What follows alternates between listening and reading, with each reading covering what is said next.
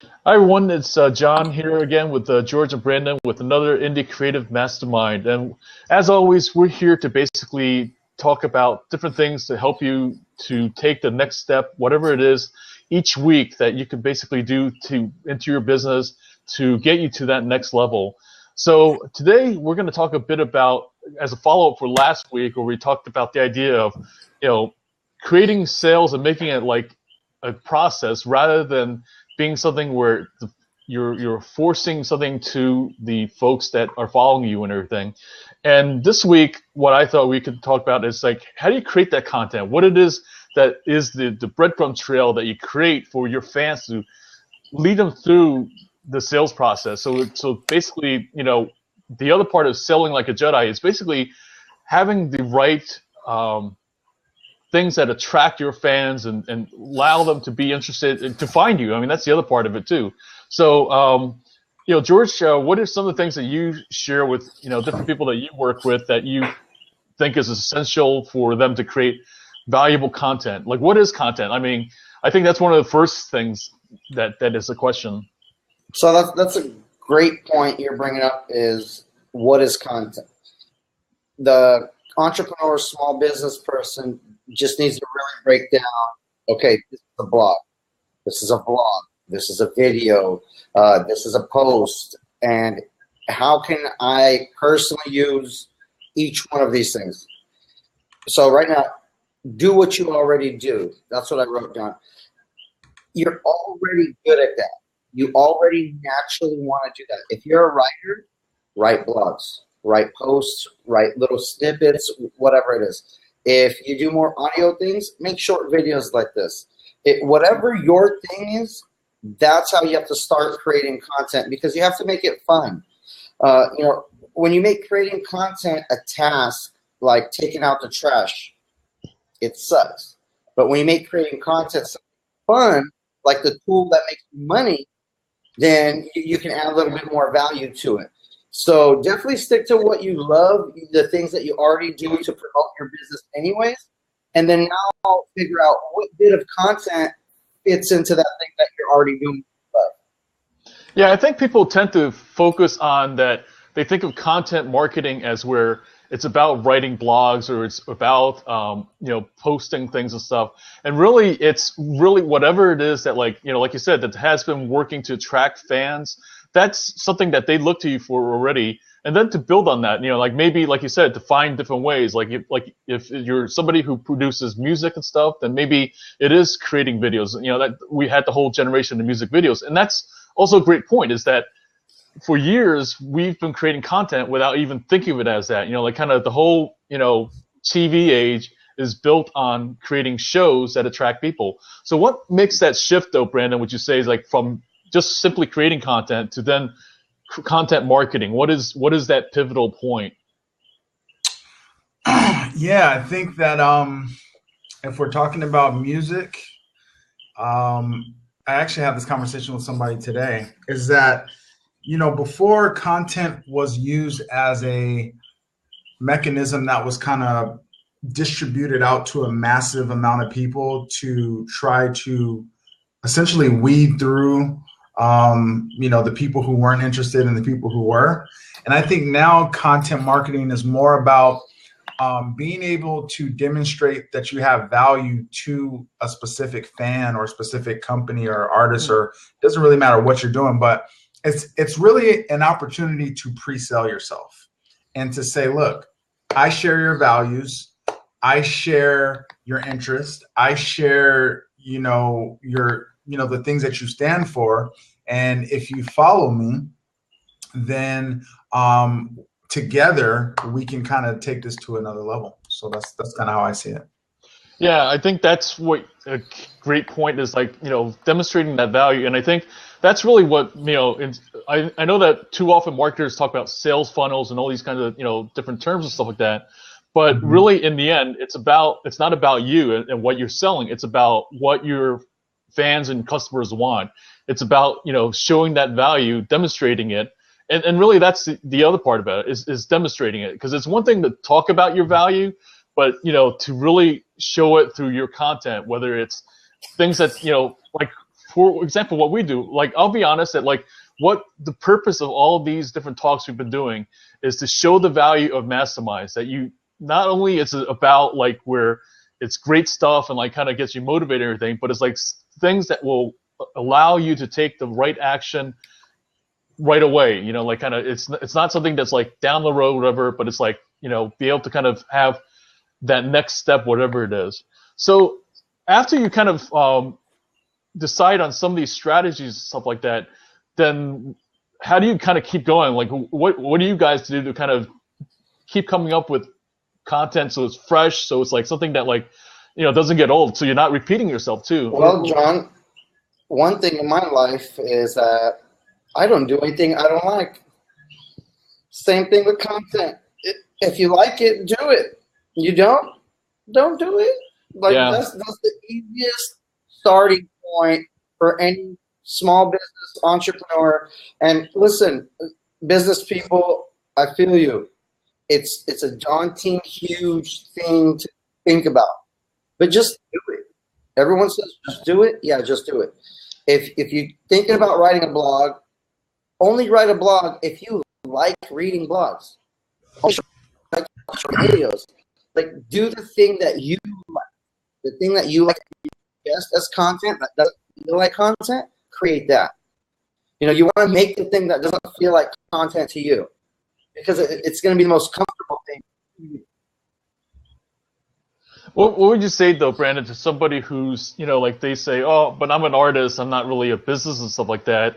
What are some of the kind of things that you know, you find challenging with somebody who's, you know, treats it like that? Like, in other words, that they say, oh, you know, but, you know, I'm an artist. I just make music and stuff like that. Yeah. I hear that all the time, to be honest with you. And, you know, really the first thing I kind of tell them, I literally tell them this. Most artists and business owners, they have an ancient mindset and they're operating in a modern world. So what I mean by this is that most artists are still kind of positioning themselves to get discovered versus to build a fan base. And the reason why they would want to build a fan base is because they would have a business that they could actually market to that fan base. So instead of going out on social media and saying, hey, look at me, I'm talented, the conversation is more like, look at me, I have value and I can serve you and I can actually enhance your life.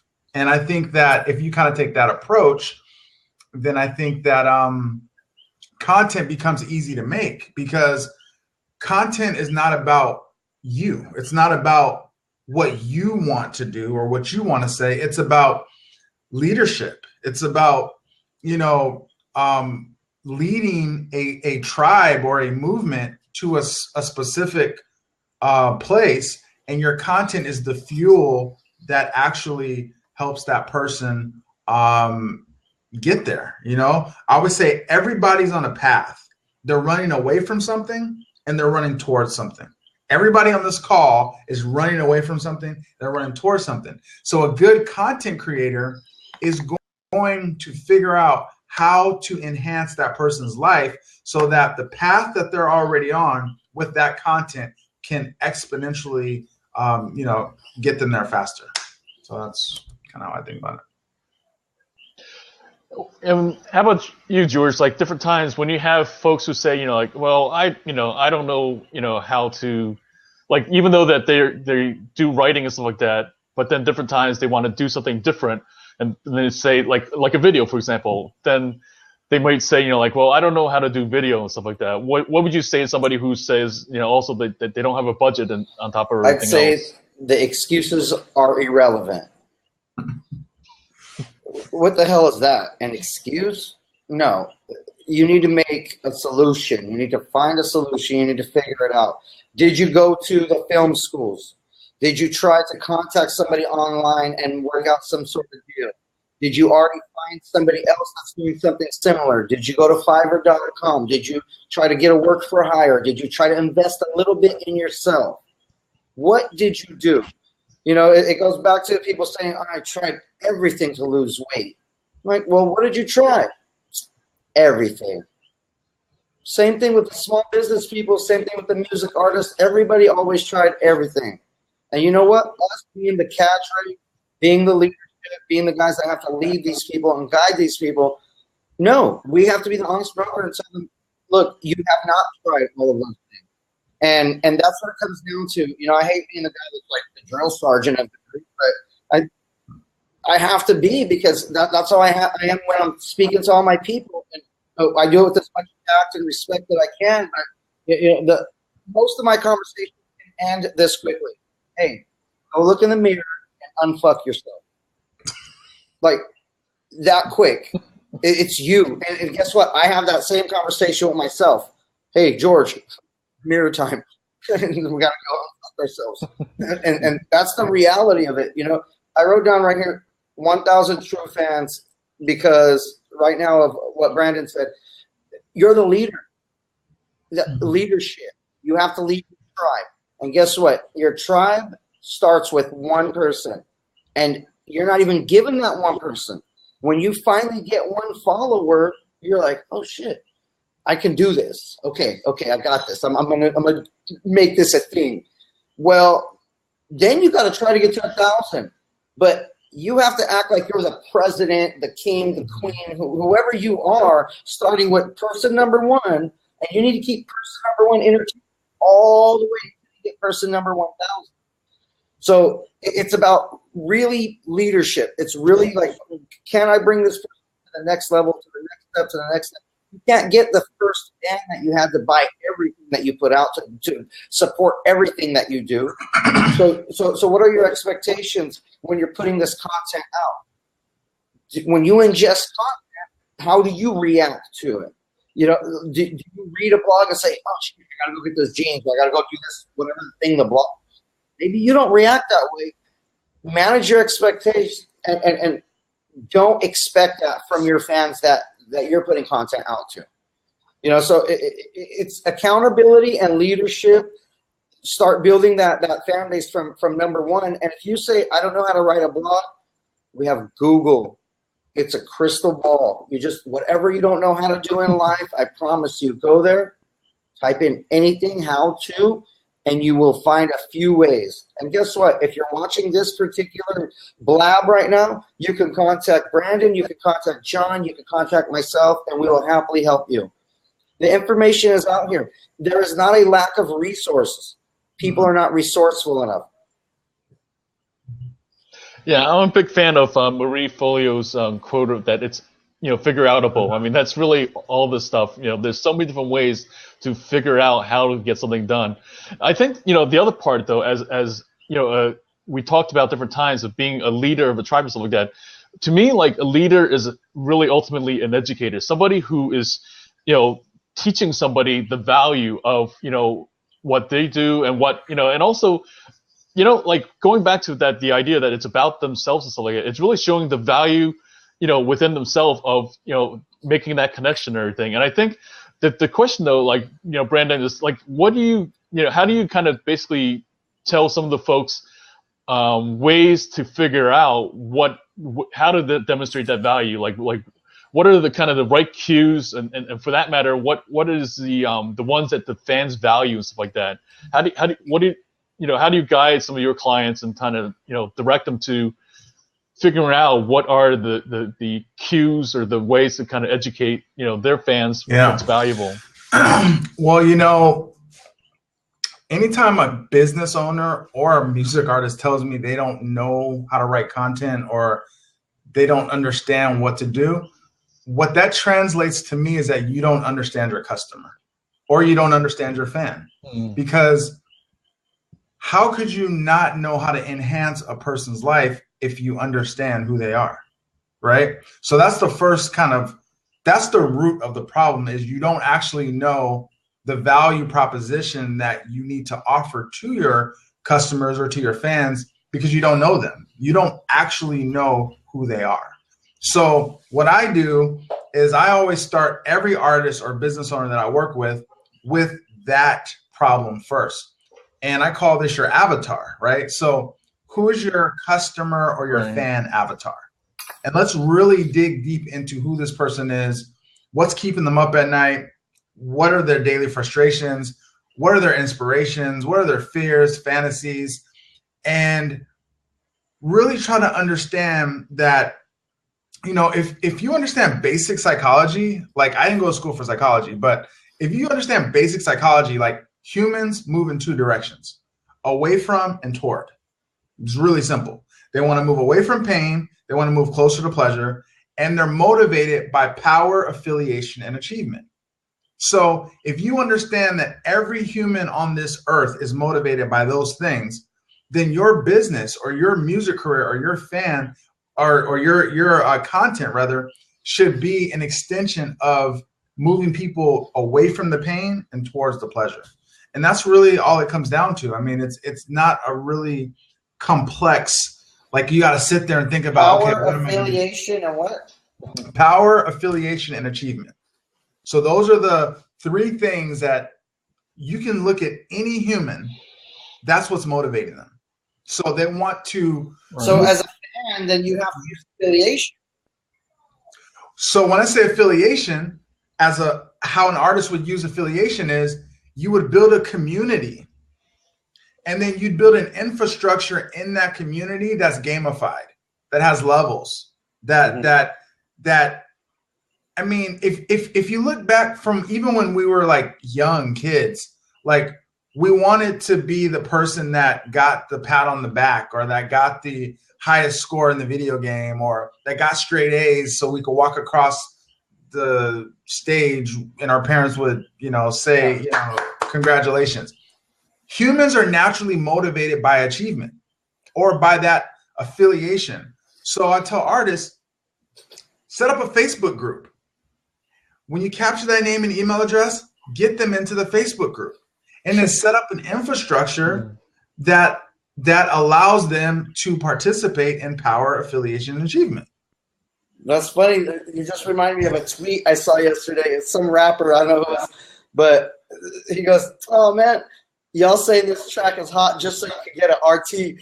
Right. But see, it was hilarious because everybody said it was hot, got an RT. And that's what I mean. Followers, and I was like, "Oh my god!" So if you look at the infrastructure of social media, it's built on power, affiliation, and achievement. If I have the most followers, if I have the most retweets, if I have the most likes, subscribes, it's like the kid getting the good grades and being on stage. Everybody look at me.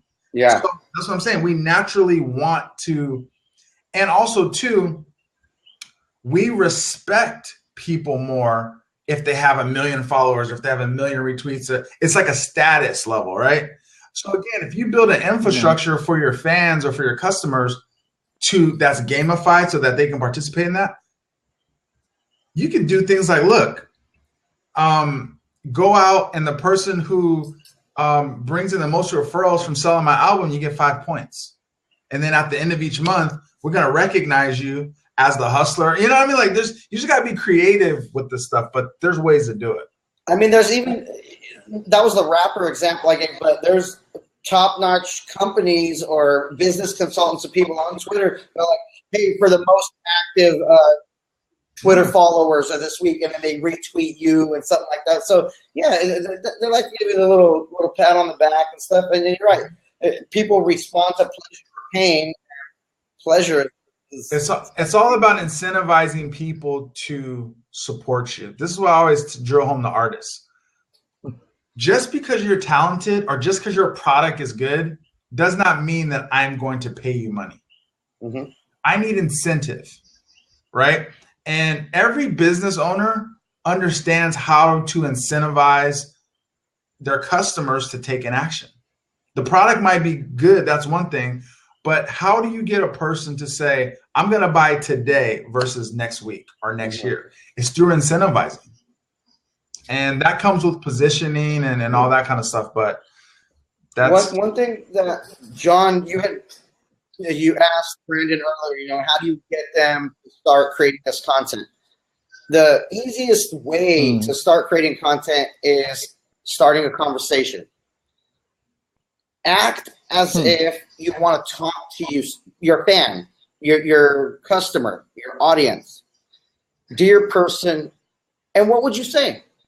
On Twitter, say that, but the way you say it on Twitter, 140 characters or less. On Instagram, show a cool ass picture, Right. and then you can write a little one paragraph story if you want with a bunch of hashtag. On Facebook, be consistent and respond to people, and just tell your story of what you want people to know about you. See, that's the benefit that you have, is you are having a conversation long enough to start a conversation. At first, it's just you. You're having a conversation in an empty room. And that's what people don't realize about social media. And that's what I really, really love about this 1,000 true fans. I break it down to my clients and I say, listen, in all of social media land, in all computer land, and all internet land, there's only 1,000 people. That's it. There's not a million, there's not a billion, there's not 10,000, there's not 2,000. There's 1,000. And you have an opportunity to get each 1,000 of those. That's it. Your responsibility is to get 1,000 people. So I don't want my client to think about, well, how can I get to 2,000 or 5,000 or 10,000? No. 1,000 is hard. 1,000 is a crazy number to get true followers, true fans, people that interact, people that give you stuff, people that take the stuff that you put out. That's hard. So I think like the managing expectations thing and somebody being new to this, don't be overwhelmed because you don't have 1 million followers. Most businesses, they don't need 1 million followers. Joe's Car Wash, George's Pizza, all these different things, they don't need 1 million followers. But we're so Americanized with the most is biggest is the best. That's ridiculous. Most people, I know indie artists that make $10,000 a month. Mm-hmm. You never heard their name. Mm-hmm. $10,000 a month. That's 100 racks a year. That's a good living. You've never heard of these people. And they're doing it. So that's where I want people to really understand. Get yours with a smaller number. Get quality people. Get people that give you money every once in a while. You get to that 1,000. Really focus on that smaller number, because to me, 1,000 looks like 10 million. Well, see. Well, I mean, that's a great point about true fans, and that's a key difference. So Brandon, the reason why people don't focus on that is because they haven't been trained on how to monetize 1,000 people. It's our job. Right. And so what most business owners and artists think that if I just focus on 1,000, where's the money going to come from? Like, that's only $9,000, $900 or whatever, $9,000 if I sell something for $100 or for $10, right? And what really changed my business, and I'm not saying this to brag or anything like this, but for instance, this month I did about 20 grand this month, and it was from like a handful of customers, maybe like 3 or 4. But what I understand is that my customer value, so I know how to increase my customer value. That's what artists are not being taught. See, as an artist or a business owner, you think to yourself, okay, I only have one product. So if I have 1,000 people, I sell them one thing, that's not going to make me a living. That's not going to make me enough money. But what successful business people do is they increase their customer value. So instead of having one product for $9, you have a product for 50, for 100, for 500, for 1,000, for 10,000, 20,000. And that's how you monetize 1,000 fans. So you might be in one month where somebody might call you up and say, hey, I'm getting married. I've been following you. I love your story. I love what you got going on. I'd love for you to come play up at my wedding. We have a $3,000 budget. You should make $3,000 from one fan, right? But see, people don't think like that. They think like the traditional, I need to get 1 million Instagram followers. I need to get a record deal. That's the only way I can make money. But imagine if you had like, just a bunch of people who were hiring you for different things, or you were creating different experiences. Like I just told one of my guys I got off the phone with, it will take you 10 minutes, if somebody showed you how to do this, to set up a monthly live stream concert that you could do from your bedroom, literally from your bedroom. One time a month, it'll take you 2 hours a month. You charge your fans $19.99 every single month. You have somebody on the Twitter questions. You do it kind of like an MTV. I can't think of the show, but where they like answer questions and they talk and they play their songs, and you charge $20 a month for it. Yeah, Unplugged. exactly. You do it like an MTV Unplugged. You do that right from your home. Yeah. You make a nice little set Totally. for under $100, and now you got residual money coming in But see, people don't think like that. That's where my head is at. That's what I'm trying to teach artists. Like, you don't have to sell $1 million. You don't have to sell any music, actually. Like, you really don't. Like, you can give your music away for free, but if you understand your customer value and you build a relationship with them through your content, then from there you can monetize that. And it's really like, even though like from our perspective it's customer value, but from the customer's perspective it's your value to them. Like, you're providing value that like they couldn't get from just buying somebody else's MP3 and stuff like that. Is now they're forming a connection that, like, you know, your value to them goes up, and where now not only are you somebody who they can download and listen to their music, but you're performing a live performance where they can talk with you. Like, I mean, that, you know, that's unbelievable to, and even though like technically we know that like it's so, you know, available to us, but I think in terms of, you know, like you said, what traditional people think is like, you know, it's unheard of, you know, to kind of connect with art, you know, that kind of connection between fan and artist, you know, like, but we have, you know, like the technology, as they say, stuff, we can do it, you know, like, but it's like, it takes, like you said, a change of mindset. And I think that's the ultimate thing about all this with content marketing, is not treating it as this kind of, like, I jokingly treat it as like making sausage. It's as exciting as making sausage, where different times you're just cranking out the stuff, you know, you're running through your whatever you need to do to put in the sausage. This is not pretty, right? You know, the part of doing it with content marketing is true. It's not that pretty. The actual, you know, actual grueling, you know, with his writing, the, you know, coming up with blog posts, whatever kind of stuff. But the thing that is though, like when you place it in your fans' hands, like, you know, in the right place, in the right time and stuff like that, it's pure gold, because then they see your value beyond what, you know, their earlier perception is. That's where, like, you know, that sausage becomes gold then, is now, like, when, you know, you've placed it in their hands in the right time, in the right, you know, moment and stuff, it's everything's kind of changed and everything. George, how about like in terms of just when you get to working with folks and they start having more of these ideas of what to do and everything like that, and then now maybe they're getting things in motion. What are the places to share the content? Like, you know, I know that you're big on using hashtags, and we've talked about that before, stuff like that. But also, like, how do you kind of help, you know, different people identify where are the places to kind of share the content? The landscape is always changing, but of course, I always recommend people to go with some of the big boys. You know, set up a Gmail. That way you can get your Google Plus, Google Business, Blogger, YouTube, Pinterest. That's all with Gmail. Google owns all of those properties. So when somebody does a Google search, that's all connected.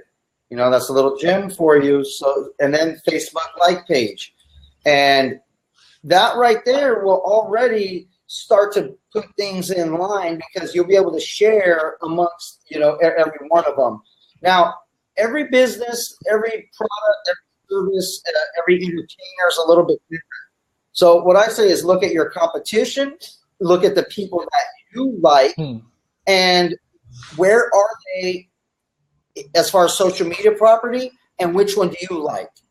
You know, if I really like going to Instagram for photographers, but I also like to go to Flickr for amateur photographers because of the way they do it. And then I'll go over here to Blogger to really just read an article. And I know on Blogger it's going to be about 3 paragraphs. It's about kind of a WordPress blog, usually a lot longer for me. So you have to figure out, if I like it, I do the same thing, my competition's here, they're on this site, copy them. Go to the same site, be in the same space they're in. They're obviously there for a reason. You're a small guy. They're a big guy. They have money for this. They probably have a marketing department. They probably have somebody already doing this. Just do the same thing until you get the hang of it, and then you start finding more niche things. I really like to encourage people to, get on kind of like not the main social media. Find a Reddit thread. Find some kind of group that's online somewhere. That's not one of the main social media. When you start going to groups and blogs and little threads and things like this, they trust you a lot more. They give you information. They'll do business with you, but that takes time. So in the beginning, do the places that you love, do the places that your competition is at, and do the places that you're naturally at anyways. If you're checking stuff out all the time on a specific site, that's where you post, because that's where you're spending your time. Yeah, I think that's the key, is like identifying, where your fans are hanging out, and where, like you said, similar artists and stuff like that. So how about you, Brandon? Like, what are some of the places that you help your clients, or help them to identify where they should hang out? Yeah. See, I have a kind of a unique perspective on social media, because I think every business owner and artist should be building an asset. And when I say asset, I mean something that you actually own, right? So if you focus on building up 1 million followers on Instagram and Twitter and YouTube and Facebook and all these kind of things, that is a different mindset than saying, my goal is to get you off of these social media platforms into a database that I own as fast as humanly possible. So the way I teach artists how to use it is basically, you use these social media platforms as fishing ponds. And the goal is to put out content that redirects them back to your database, and then onto a blog or even a Facebook group that you own, right? So that way you have a central hub for communicating with your fans and your prospects and your customers on a regular basis, right? So imagine if I put out links, like I put out content every single day, let's say like on Twitter, YouTube, Instagram, whatever, all directing them back to a fan capture page. I get their information. Then I redirect them to a Facebook group, and in real time, I get to meet that person. Like right then and there, like I get to see them on Facebook. I get to talk to them. I get to interact, and I have their email address. So now I can email them every single day. But I think most people say, okay, I get this guy on Instagram. I don't know them. I can't have a real-time conversation with them. They're all over the place on all over different posts. It's not an isolated thing. That makes it very hard for you to sell anything or to build a relationship, because it's not an isolated, situation. So that's what I always teach artists is, get them off of social media as fast as you can, and then get them in your database, and then put them in a community that you own. And then from there, it's like, if somebody like literally, when people opt into my list, I take them through this funnel, and then the next day I'm like talking to them. It's like, you won't, but the beauty is, with the content, they already know me. They already feel a certain type of way about me, because they're like, yeah, I just watched all your videos, and I did this and I did this and I did that, and now it's like the relationship's already kind of started. So let me add to what Brandon said. On social media, the reason he's saying what he's saying to some of our new people to social media is, you're on borrowed time. Facebook tomorrow can say, hey, we're going to charge you more money. Twitter can say, hey, you have 20,000 fans, but we're only going to let 100 of your fans see each one of your tweets unless you pay money the way Facebook is doing it. So every single social media site that you're on, you're just on leased land. And they can kick you off that property anytime, or they can change the rules of engagement anytime. So what my man Brandon's saying is, steer them. Steer them. Get them over there to your website. Capture their information. Make them your fan. Make them on your site. Make them your person. Isolate them. If you have them on Twitter and Facebook and Blogger and Pinterest and Google+, tomorrow, if any one of those sites say, hey, we're going to not let you see your fans, that's that. You don't see your fans anymore. So that's where Brandon's coming from, is get them to an online property that you own. That's when you own that online property, you can actually own that comes in. Like in terms of the content and like the frequency, stuff like that, like how do you know like when too much is too much? Like where, sometimes we have the thing of, well, some people will say, oh, well, you should email only, like every other week or once a month, or like how do you kind of decide what is that point, that like the sweet spot between, too much and too little, actually, where they, you don't have a real relationship with your fans? Go ahead, Brian. Okay. See, and I hear this a lot too. Again, it's a value equation. If I showed up to your house every day and gave you $1,000, you would never say, oh, this guy's coming over too much, right? You would be like, man, keep on coming. Matter of fact, come 4 times a day, right? Because I'm giving you something in exchange for the communication. So I think that once you have an authentic message, an authentic relationship, and you understand what your customer or your fan is actually wanting, you can email them once or twice a day. I mean, because again, it becomes a part of their DNA. It becomes a part of their like world, like, oh, okay, like this is what we do, right? And then the people who don't want it, they unsubscribe. But where you get into trouble is if you're hitting up people every day and you're like, hey man, buy this, or hey man, join this, or hey man, come support this, or hey, do this, and you're basically pulling from, your reservoir. That's where you get into trouble. But I look at it again like an asset. So content is how you increase your value of that asset, right? And as long as you keep on adding content, value, then you can cash in on that asset, and then you go back and reinvest, and then you cash in. Like, John, that's how I look at it. Let me add to that. I worked at a sales organization, education organization, and we would have automatic people emailing the leads that we get. The customer would have to be emailed 15 times before they opened one email. It was a robotic system. We got the numbers. We had to read the metrics. People did not open the emails until they got it 15 times. And then after they opened one, we would finally get a response if they opened it. Mm-hmm. So 15 times. But after 15 times, they were not annoyed. They would respond with, so sorry I haven't got back to you. Hey, man, can we talk? Sometimes timing's off, sometimes whatever. And what Brandon was saying, basically going back to the Vaynerchuk mentality for social media of jab, jab, jab, right hook, is that for their emails, you got to be giving information, giving value, adding value, give. Those are the jabs. And then the right hook, saying, give me money. So yeah, so here's what I think people get confused about. Because, and I'm artists, I love you guys, really, I swear I do. But don't take this the wrong way, but I have to be honest. Too many artists are so absorbed. It's like, I was in the studio, I made this album, I'm gonna email this to you, and you better listen to this. You better open it up. Matter of fact, you better buy this. Versus stepping back and saying, okay, let me think about the life cycle of a fan.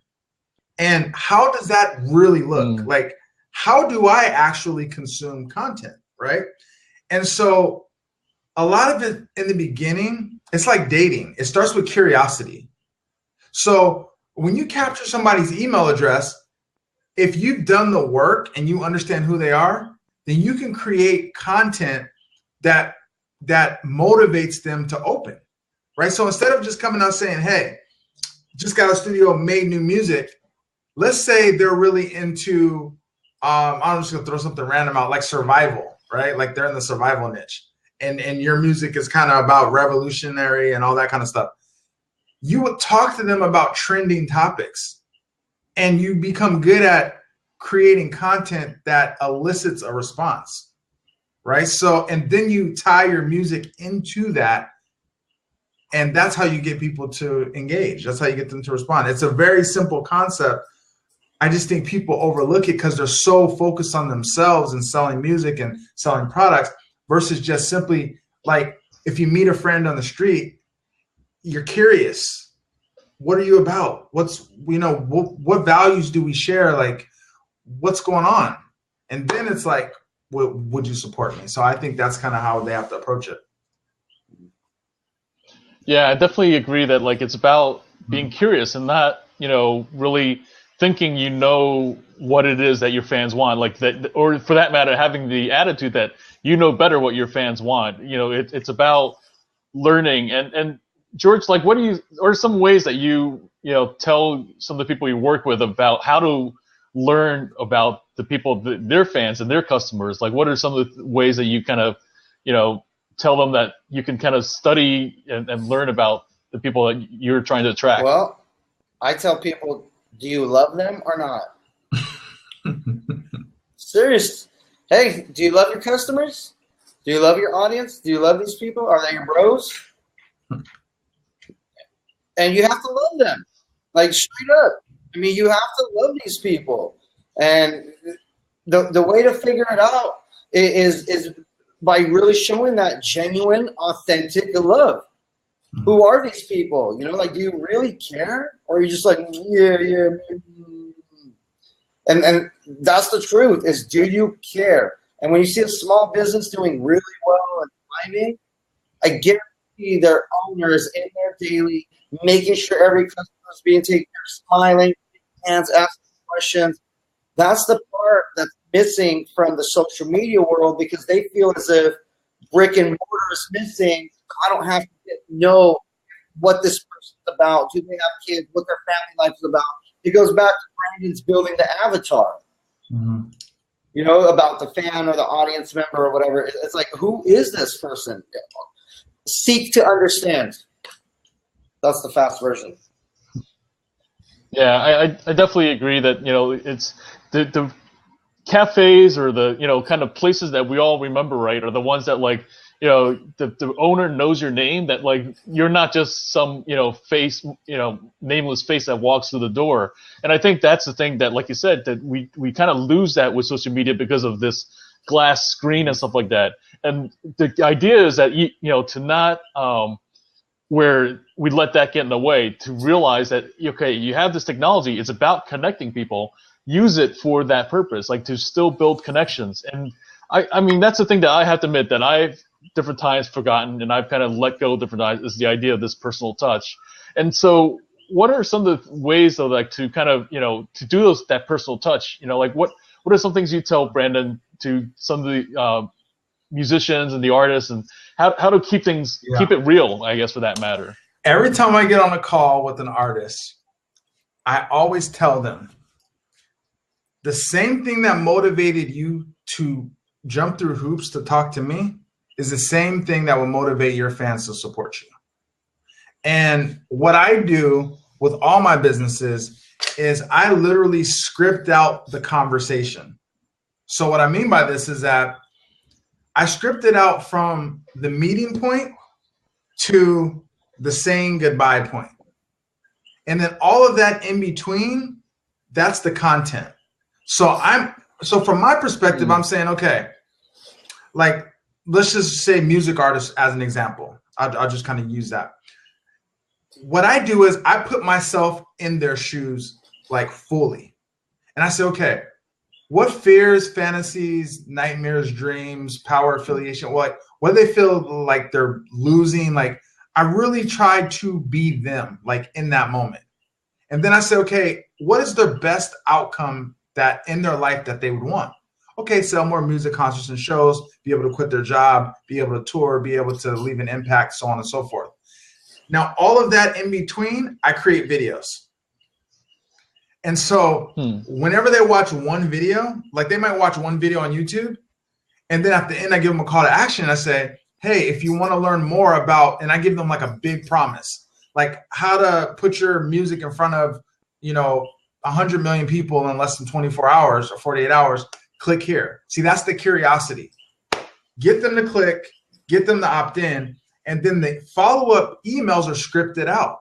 So I call it electronic relationship building.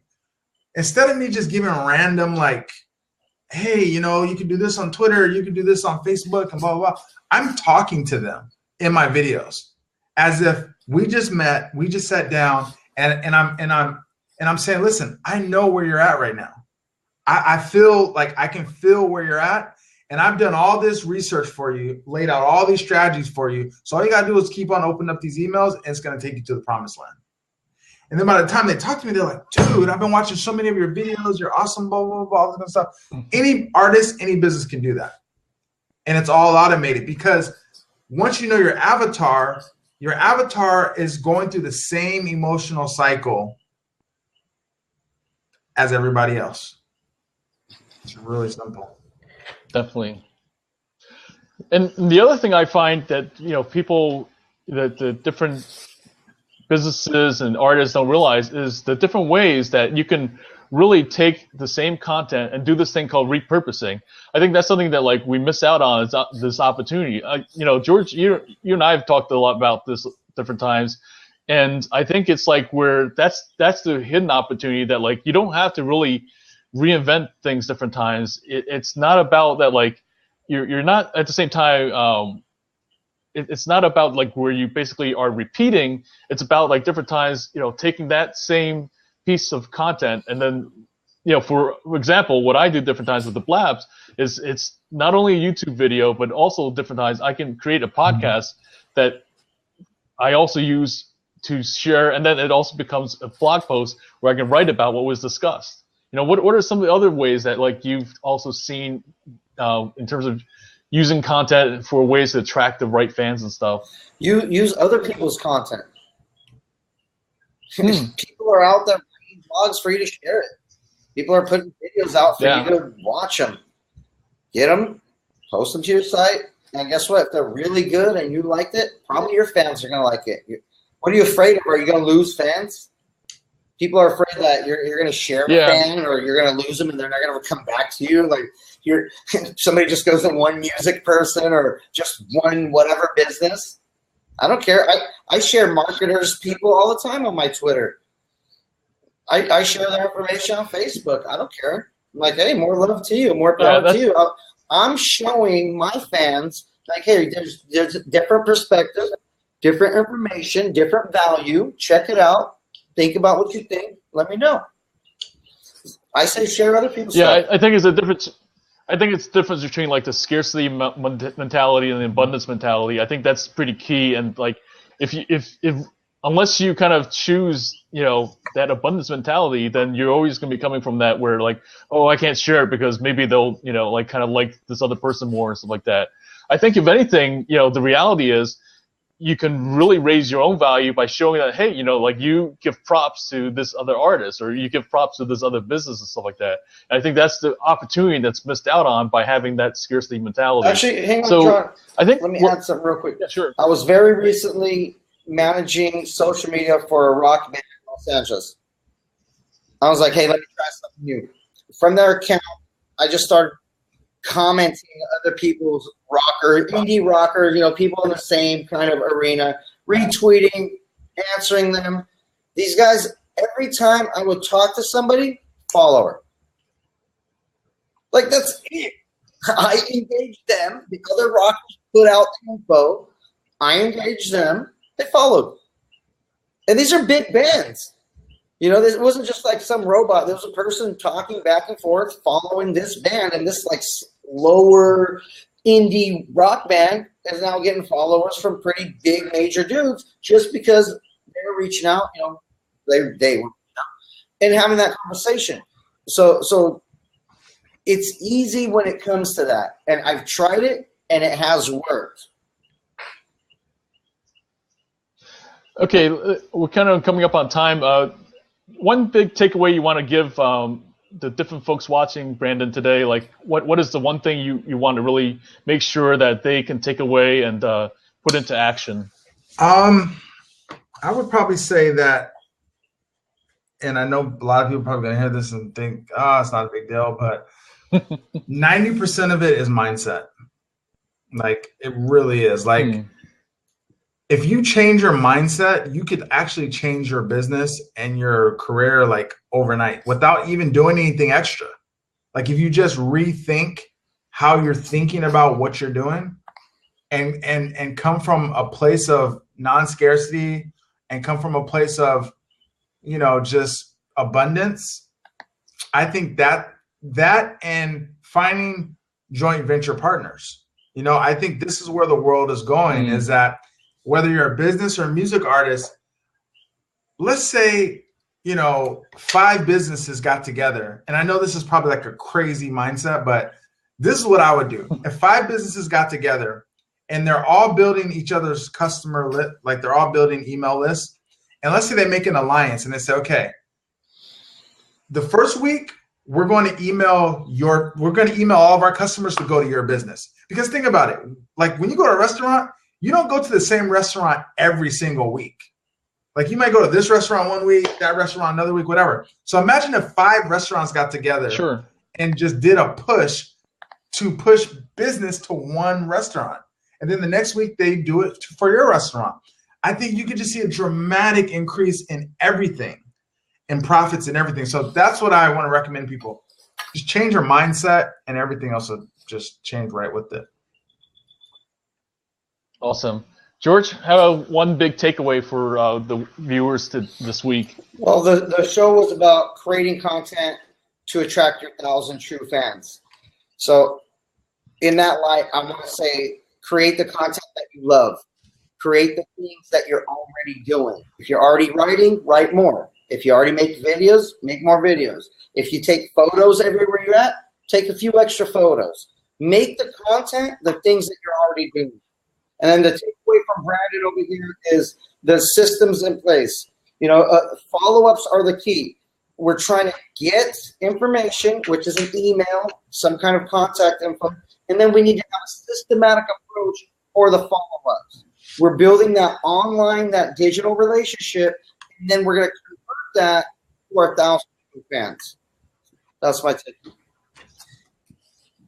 Yeah, I mean, I think the key word that you hit on, you know, for me this week is the idea of this relationship, because ultimately, you know, we talk about a lot of great things about the idea of really raising your value in the eyes of your fans and stuff, and that's all fine and good stuff. But ultimately, for me, what I've come to realize, it's about relationships, and that's really what it is. It's starting from that first contact, whether it's them finding your music or countering your tweet and stuff like that, and then you just build on that. You know, like I mean, I think a lot of times marketers, especially, have this kind of one sale mindset and stuff, rather than how can I have a relationship with this person. You know, and it's not about them being a customer. It's not about them being a fan and stuff. It's just them as a person. And I think that's something that, like, I've learned, you know, to be honest, the hard way. You know, like, kind of I've made my mistakes and stuff like that. And then now, like, when you know, the first contact I make is I'm thinking, you know, like, what is it that, you know, how can I interact in this moment and build on this to become a relationship from here on out and stuff. So I think, you know, next week what we'll talk more about is just other things to kind of deepen the relationship. And really, you know, thanks again, guys. Always appreciate the, you know, great stuff that you guys throw down and stuff. And thanks for watching. Welcome, Indie Coach. We'll definitely look to connect with you next week as well. And guys, we will see you. And we'll be back.